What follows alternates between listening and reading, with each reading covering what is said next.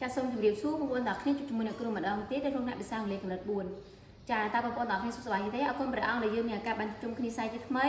ហើយនៅថ្ងៃនេះផងដែរអ្នកគ្រូនឹងមានមេរៀនមួយដែលដកស្រង់ចេញពី Unit 7 Personality Lesson C Grammar Present Perfect with for and sin ចាជាថ្ងៃនេះផងដែរគឺយើងផ្ដោតទៅលើការរៀនអំពី grammar ដែលនិយាយអំពី present perfect មានថាបច្ចុប្បន្នកាលបរិបូរណ៍ជាមួយនឹង for ហើយនិង sin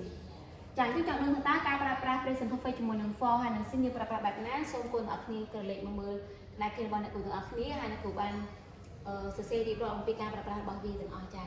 អញ្ចឹងតើតើជាមួយនឹង present perfect យើងដឹងហើយថាអត្ថន័យជាភាសាខ្មែរគឺបច្ចុប្បន្នកាលបរិបូរណ៍អញ្ចឹងអ្នកគ្រូចង់រំលឹកតិចទៅតើអ្វីទៅជា present perfect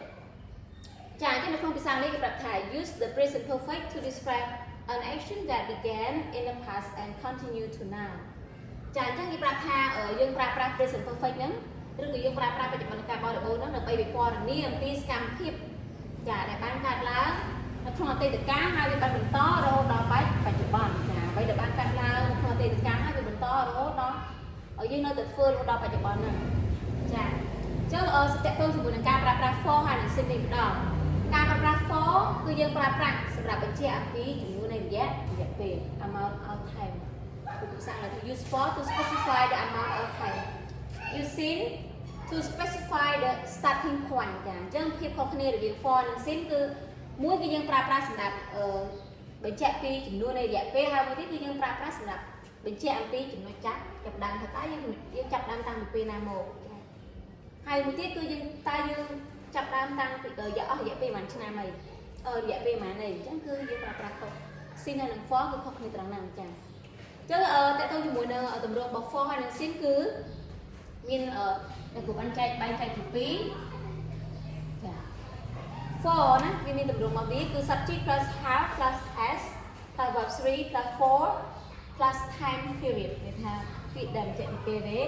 លាអញ្ចឹងដើម្បីគុណច្បាស់គុណមើលឧទាហរណ៍របស់អ្នកគ្រូទាំងអស់គ្នាឧទាហរណ៍ we have been friends for 6 years ចាអញ្ចឹង we ជា subject have ចាទម្រង់កាត់ been verb 3 friend ជា object for ចាយើងមើលទម្រង់ for របស់យើងហើយនេះគឺជាពាក្យដែលបញ្ជាក់ពីពេលវេលា6 years ចា time expression ចាអញ្ចឹងឧទាហរណ៍មួយទៀត she's been upset for several days ចាអញ្ចឹងយើងមើល for ហើយពាក្យ several days គឺជាពាក្យបញ្ជាក់អំពី time period ចាអញ្ចឹងគុណមើលបាត់តែជាភាសាខ្មែរគេបកយ៉ាងម៉េចចាជា we have been friends for 6 years មានថាពួកយើងបានខ្លាចជាមិត្តភក្តិតាំងពី6ឆ្នាំមុនមកម្ល៉េះមានថាចុះឥឡូវតើគាត់នៅតែជាមិត្តភក្តិនឹងគ្នាអត់ចាគឺគាត់នៅតែជាមិត្តភក្តិនឹងគ្នាអញ្ចឹងយើងដឹងថា for គឺយើងប្រើជាមួយនឹងamount of time ណាអញ្ចឹង amount of time របស់យើងគឺពាក្យ 6 year មានថា6ឆ្នាំកន្លងមកហើយអញ្ចឹងចូលឧទាហរណ៍ទី2នាងគឺមិនសប្បាយចិត្ត2ថ្ងៃមកហើយ2ថ្ងៃអស់រយៈពេល2ថ្ងៃហើយអញ្ចឹងមកនេះថាពាក្យ for ហ្នឹងគឺប្រើជាមួយនឹង amount of time several days នេះទេ2ថ្ងៃកន្លងមកហើយអញ្ចឹងតែឥឡូវនាងនៅតែមិនសប្បាយចិត្តទៀតអត់ចាគឺនៅតែបន្តមិនសប្បាយចិត្តដដែលចាអញ្ចឹងព្រោះវាជា present perfect ចាឥឡូវយើងចូលទៅមើលទម្រង់របស់ sin គឺទម្រង់របស់វា subject plus have plus has plus verb 3ចាអ្នកគ្រូសូមសរសេរហានភាសាវាមកថា sin ចា plus starting point មានន័យថាចំណុចចាប់ដើមណាចាអញ្ចឹងដើម្បីគុណកាន់ច្បាស់ពីទម្រង់នេះសូមឧទាហរណ៍មួយគ្នា we have been friends since middle school ចា I have spoken to her since last weekend អញ្ចឹងឧទាហរណ៍ទី1គឺយើងប្រើsince middle school អញ្ចឹងចំណុចចាប់ដើមរបស់ប្រយោគនេះគឺពាក្យដែលបញ្ជាក់ពី starting point គឺ middle school តាំងពីចាខ្ញុំសិក្សាម្ល៉េះចាប្រយោគទី2 I have spoken to her since last weekend ចាអញ្ចឹងចំណុចចាប់ដើមរបស់គាត់គឺតាំងពីចុងសប្តាហ៍មុនមកចាអញ្ចឹងសរុបវិញអ្នកតងជាមួយនឹងពាក្យ sin ហើយនឹង for គឺបកថាតាំងពី